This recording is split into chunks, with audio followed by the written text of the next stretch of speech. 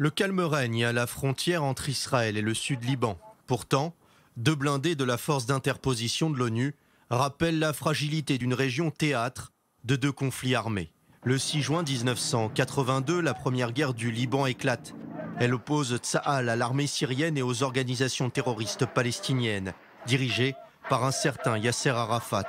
L'objectif de l'État hébreu, mettre fin à une décennie de tirs incessants de roquettes et d'obus de mortier du Fatah contre les localités du nord du pays. Claude Ibrahim a alors 10 ans. Il vit au Sud-Liban au sein de la communauté chrétienne maronite. Il se souvient de ses journées passées dans les abris.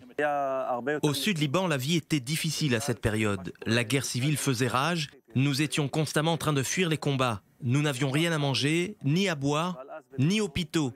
Israël a alors ouvert sa frontière pour nous venir en aide et répondre à tous nos besoins. Une aide israélienne humanitaire et stratégique selon Tsahi Baraket, ancien officier des renseignements de Tsahal présent au Sud-Liban de 1978 à 2000. Les habitants du Sud-Liban ont interprété notre incursion sur leur territoire comme une opération de sauvetage face aux organisations terroristes palestiniennes.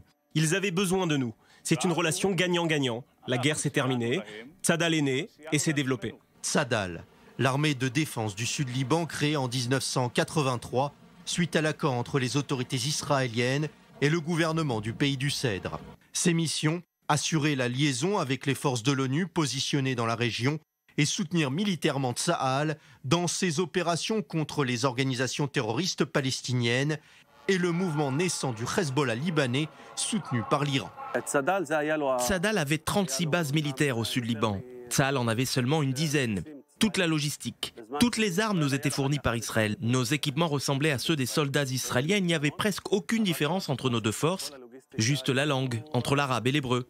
Des armes et une tenue portée par Joseph Mézard. Cet ancien soldat de Tzadal raconte l'une des embuscades organisées par le Hezbollah au Sud-Liban après la fin du premier conflit. Je conduisais un camion, j'étais en direction d'un avant-poste. Nous devions goudronner une route proche de Jézine. Nous avons été pris pour cible par les tirs de RPG. Les 2 soldats qui étaient à côté de moi ont été tués. Je suis resté en vie, mais j'ai été blessé à l'œil et aux jambes. Tzadal opère en parfaite collaboration avec Tsahal jusqu'au mois de mai 2000. Le Premier ministre de l'époque, Ehud Barak, ordonne alors le retrait des forces militaires israéliennes du territoire du pays du Cèdre. Un acte de haute trahison pour Claude Ibrahim. En tant que membre de l'armée Tzadal, le retrait israélien peut être interprété comme une trahison. Nous aimions tellement les Israéliens et l'armée israélienne que nous n'avons pas compris ce qui se passait. C'est comme si quelqu'un nous plantait un couteau dans le dos. Un sentiment ressenti encore aujourd'hui. Après le retrait du Sud-Liban, les autorités israéliennes accueillent sur son sol près de 6000 soldats de Tzadal.